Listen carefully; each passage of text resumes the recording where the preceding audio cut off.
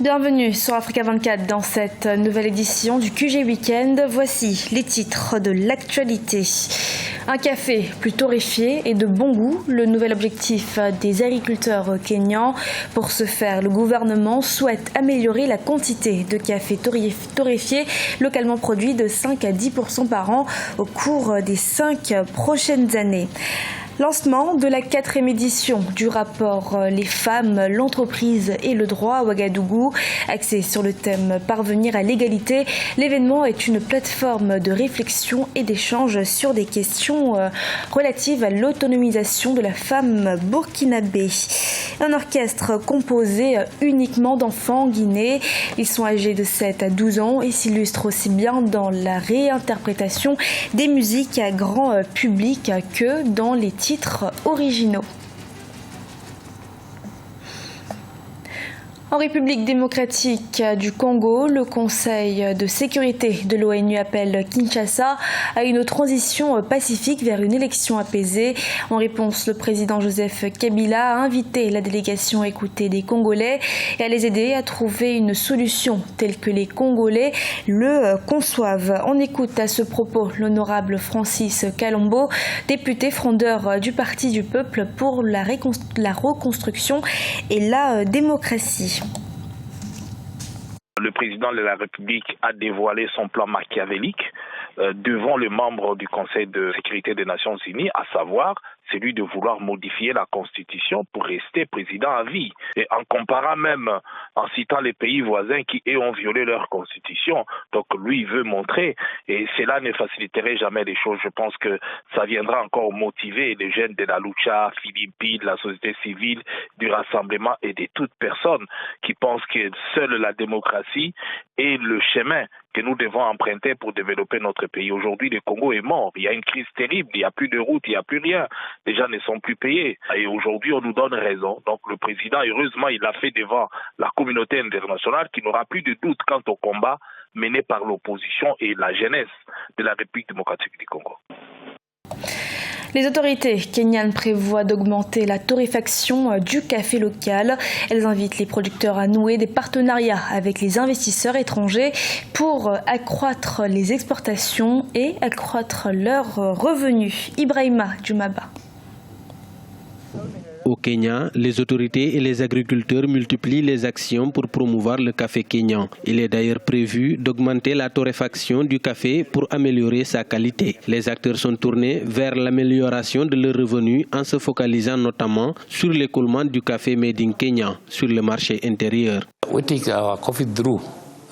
Si nous prenons notre café à travers le processus de valeur ajoutée, nous sommes en mesure d'espérer sur l'avenir de son écoulement. Notre principal défi reste la maîtrise du marché local. Si nous contrôlons le marché intérieur, le prix aux producteurs sera amélioré. Si nous arrivons à transformer localement le café, le marché kényan pourra absorber les 50% de notre production. Cela va améliorer également le chiffre d'affaires des producteurs.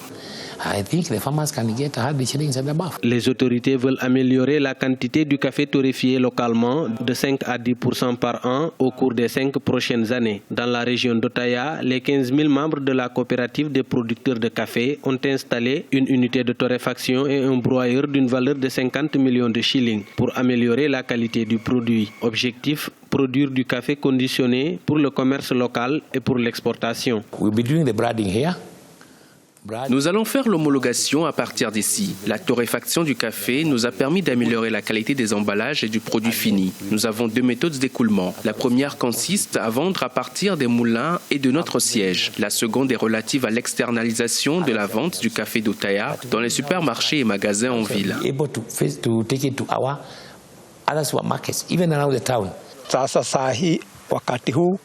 Quand les machines rôtissent et moulent le café, cela ajoute de la valeur à celui-ci. Puis le café est vendu dans les supermarchés et ailleurs. Nous estimons également que nous en bénéficions.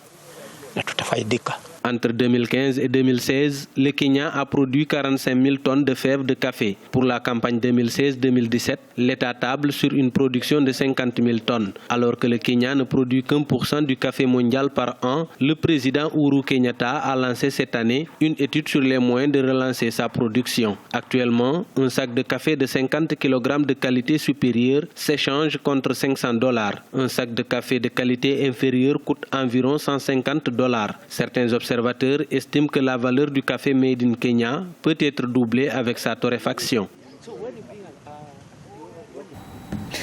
Malgré les progrès réalisés en matière de loi dans le monde, les femmes restent confrontées à de multiples obstacles juridiques ayant pour conséquence la difficile amélioration de leur situation économique. C'est ce que révèle le 4e rapport du groupe de la Banque mondiale lancé les 10 et 11 novembre 2016 à Ouagadougou, au Burkina Faso. Les précisions d'Oumou Kalsoumba. Les autorités burkinabées ont procédé au lancement de la 4e édition du rapport intitulé « Les femmes, l'entreprise et le droit 2016 » sous l'égide de la Banque mondiale. Axé sur le thème « Parvenir à l'égalité », l'événement est une plateforme de réflexion et d'échange sur les questions relatives à l'autonomisation de la femme burkinabé. Le pourcentage de création d'entreprises par les femmes est passé à 17,11% en 2010 contre 16,91% en 2009. En 2014, 16 890 technologies ont été acquises au profit de 2300 associations et groupements féminins. Dans la mise en œuvre de la politique nationale genre au niveau de mon département, ces éléments sont pris en compte pour travailler main dans la main avec tous les intervenants, tous les acteurs, les partenaires techniques et financiers, la société civile, pour que la promotion de l'égalité, l'équité en lien avec les gens soit une réalité. Les femmes au Burkina Faso, qui représentent plus de 52% de la population, dirigent de plus en plus leur propre entreprise. Elles sont concentrées dans des activités de très petite taille, de faible productivité, de faible rendement et opérant dans l'économie informelle. Nous espérons que le rapport va contribuer à mieux informer les politiques publiques, surtout que les décideurs puissent voir qu'est-ce qu'il faut changer pour que les femmes qui constituent plus de 50% de la population active puissent être encore plus actives et jouer leur rôle et faire développer les pays respectifs. Au Burkina Faso, l'entrepreneuriat féminin constitue un moteur de la croissance économique et de la création d'emplois. Il contribue pour environ 70% à la formation du produit intérieur brut. Les entreprises dirigées par les femmes burkinabées sont souvent concentrées dans des marchés traditionnels où les rémunérations sont faibles.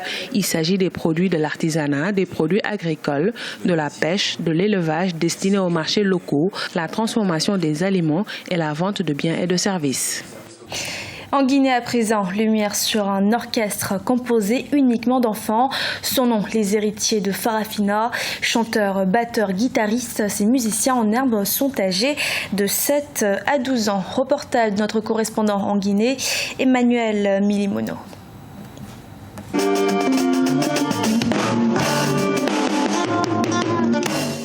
À voir par leur âge, l'on pourrait sous-estimer ce dont sont capables ces enfants et adolescents, dont l'âge varie entre 7 et 18 ans. Les héritiers de Farafina ou héritiers d'Afrique constituent le premier orchestre 100% enfants des Guinées. Certains parmi eux ont hérité la musique de leurs parents et sont aujourd'hui présents dans les grands rendez-vous de la musique en Guinée.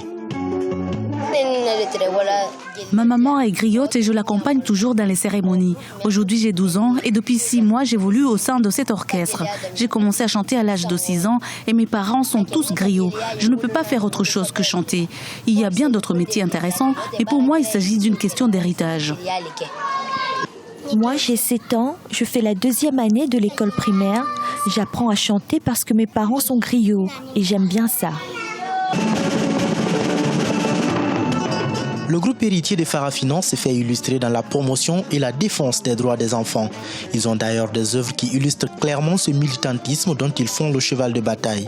Le groupe regorge des batteurs parmi les meilleurs du pays en dépit de leur âge et pour certains, la guitare n'a plus de secret.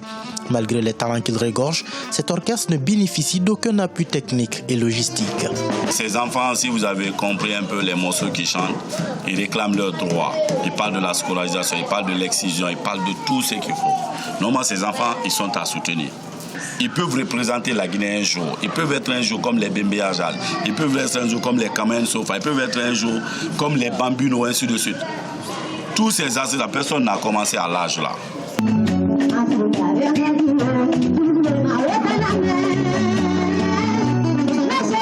Actuellement en studio pour la préparation de futures chansons, les héritiers de Farafina n'ont rien à envier aux orchestres ordinaires. En plus de leur créativité, ces jeunes sont capables de reproduire des chansons avec des instrumentaux parmi les plus complexes du continent, tels que celles de la star malienne Salif Keita ou d'autres artistes locaux. Seul obstacle, ils doivent chaque jour louer ces instruments pour leurs répétitions ou prestations publiques. Ce journal a été réalisé par l'ensemble de la rédaction. Nous vous remercions de votre fidélité. Dans un instant, une nouvelle édition de l'actualité sur Africa 24.